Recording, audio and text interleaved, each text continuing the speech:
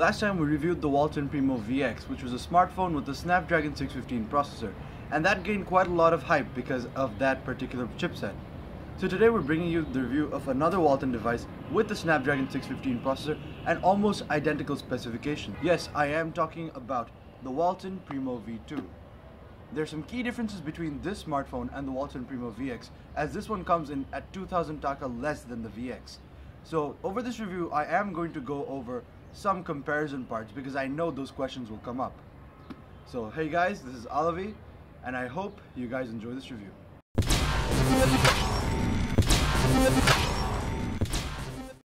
The unboxing experience of the Primo V2 is identical to the Primo VX, so I'm not going to go over that in detail. But what we do have inside the box are everything themed in white. We have the warranty card, a nice set of headphones, the smartphone itself, as well as a micro USB cable, and obviously the wall adapter. Design is one of the key areas where you'll find differences between the Primo V2 and the Primo VX, but I'm pretty glad that Walton didn't sacrifice valuable things such as the battery life for design merits. The Primo V2 is one of the nicer smartphones that have come out of Walton in terms of in-hand feel because it has a very nice and thin profile at 8.9mm and weighs only 130 grams. But aside from that, it has very thin bezels which makes one-handed operation quite comfortable. Another contributing factor to this good in-hand feel is the fact that the back is actually slightly rounded, so whenever you're holding it, it contours to your hand, and that's something that I have come to appreciate and like about the smartphone. If you take a look, on the back we have the nice Walton logo as well as a removable back, and the camera module along with flash. Here is what I like even more. We have the speakers on the bottom, and everyone knows the worst place to put speakers is on the back, the second best place is on the bottom, so even though sometimes you might cover this up while playing games, this is okay by me. Along the bottom we have capacitive keys which don't get very bright, and I think using them outdoors is a bit of a difficult task because you can barely see them. But aside from that, it's the overall footprint of the device along with this nice texture of the back and the contouring that makes for a very good smartphone to use in one hand. The buttons on the side are very nice, responsive and clicky even though they're not metallic. But that's not rocket science, you can get that done very easily. Along the all-around side of the smartphone you can see there goes two metallic bezels which are made of plastic, but they do give a nice look to the device. I've taken off the back to show you one key thing about the smartphone, and that is the non-removable battery.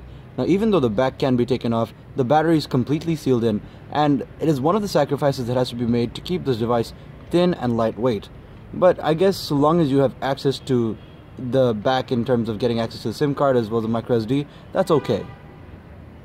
For the display we have a 5-inch Full HD Quantum Sharp Pure Black IPS display, and we've seen this panel before and know exactly what to expect in terms of color reproduction. But the problem with this unit is, as you can see or can't see, the brightness isn't very good, and this is set to max and this is not even a very bright day, so I have to take the next parts of the review indoors.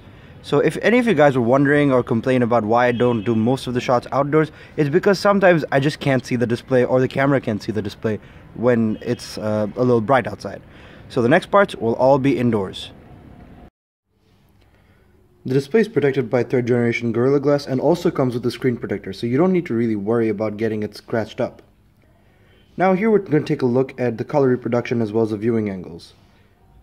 Now first of all, since this is a Full HD display, there is a lot of detail in the images. And color reproduction, again, we know this panel very well, excellent. The viewing angles are also very nice. And whatever image you look at this device, so long as the resolution is good enough, you're going to get a lot of detail and you're going to have very nice pictures that you will enjoy. And this is the reason why I have such high resolution wallpapers, because whenever I'm using a device that is Full HD or 2K, everything just pops out and everything's so vibrant, and it just makes the whole experience of using the display very good. Now, as I did mention outdoors, there is a negative about this display, and that is the fact that the brightness level does not go very high.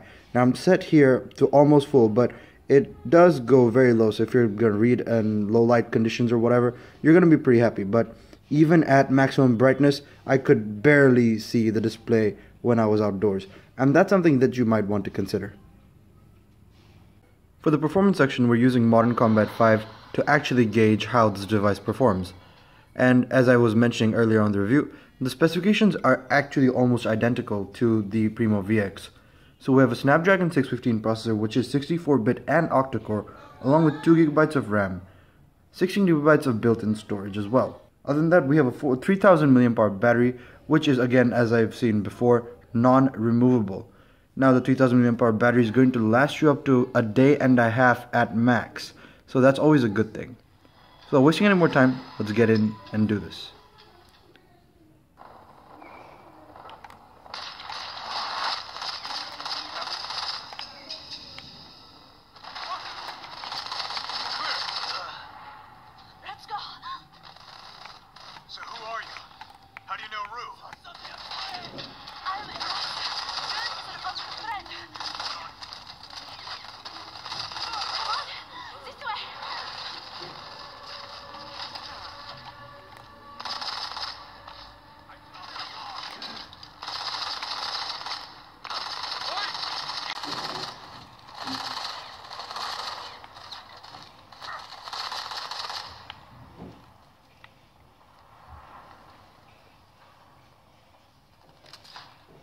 So as you saw in this entire section, gameplay on Modern Combat 5 was excellent actually. I was running it at the basic graphic level, I didn't even turn up or turn down, and even then everything performed very nicely. There was some frame skipping whenever there were too many characters on the screen, but that's expected even for high-end smartphones. So this performed exactly as we expected, and I mean, that makes sense because we have the same processor as well as the same amount of RAM on this device. So if you're looking to do some gaming, this is not going to be an issue for you. The main camera is a 13 megapixel BSI unit with f2.2 aperture, whilst the front camera is an 8 megapixel unit with the same aperture, along with 88 degrees of wide angle viewing. So that's good if you're going to take a lot of group selfies. Now the camera interface that you see here is from LEWA OS, and it's actually quite nice, very nicely customizable, and it has a good number of features in terms of being able to control the ISO when you go into a manual mode, as well as the white balance. Pictures taken on this camera are taken relatively quickly, but I would have preferred a faster shutter speed. And whenever you're taking HDR pictures, it's going to take a bit longer to capture them. Image quality, on the other hand, is very good. Now, I went on in my last review to state that the camera on the Walton Primo VX is the best that I've seen from Walton, and that still holds true today, because I don't think that the image processing on this particular unit is as good as that particular unit. But nevertheless, the images that I did get out of this were quite commendable. So first of all, this is the image that I just captured right here. You see a lot of detail, good color reproduction, maybe a little overexposed, but that's not really a big issue. Over here, now this one's actually not overexposed. This is the brightness playing around over here. Let me try and fix that. But yes, this is the selfie. And there is a lot of detail in this image, first of all, because it's an 8 megapixel unit. And this is without the beauty mode, so I got a lot of accuracy in terms of color reproduction as well as in detail. This image was taken in a lower light situation, and I think because the BSI camera sensor, things came out very well. Again, this is another one, the same example, and here are obviously the outdoor shots. A little overexposed, but not really anything that you can do about it because the sun was right in front of me. But other than that, details captured by this camera are very good. The autofocus is very nice. Although in this picture I was trying to focus on this bud, but I got this in focus. But nevertheless, it did turn out very well. However, I would not say this is the best camera that Walton has produced, because the VX still holds that title. On the software side, we have Android 5.0.2 Lollipop running the show here, and this version of Lollipop is actually pretty good. We're having LEWA Launcher running the user interface over here, and it's actually very nice. We have smooth transition animations, good movement into and out of folders, and even some customizability in terms of being able to change up the transition animations, and also having a theme engine built in. So if I go to the theme engine over here, I can actually choose from a number of preloaded themes. So let's choose the basic LEWA OS one, and let's apply it. And yep, we have our different user interface. It's actually very nice. I like the transition animations and whatnot, as I mentioned before. Now, the settings and notification panel are not stock either, but they're very functional, and that's always a good part. Over here, as you can see, the settings are not stock, as I just mentioned, and we also have certain extra features such as double tap to wake, as well as letter gestures from the lock screen, so that's always a big plus. Other than that, LEWA OS works very nice, and I think is one of those operating systems that I wouldn't mind using instead of stock Android. It's time for the conclusion. Today I'm going to do things a little bit differently because I'm kind of liking this very wide angle camera in the front. So first of all, this device costs 15,990 taka, and that's 2,000 taka less than the Primo VX. Now why should you get this over the Primo VX, or why should you get the Primo VX over this? Well, first of all, the Primo VX has the superior camera. However, the V2, the one in my hand, this one features a 3000 mAh battery, and for me, battery life is something that is right up there in terms of what I need on a smartphone. If this thing doesn't last me through more than a day, then I will sometimes find myself in quite a bit of trouble. So this is one of the edges that the Primo V2 has over the Primo VX. Other than that, the front-facing camera, as I mentioned, is much better on this device than it is on the Primo VX. So if you're a person who is into taking selfies, then this would definitely be your go-to option over the Primo VX. Also, this costs 2,000 taka less, so I think why not, you know? It's always a good thing over there.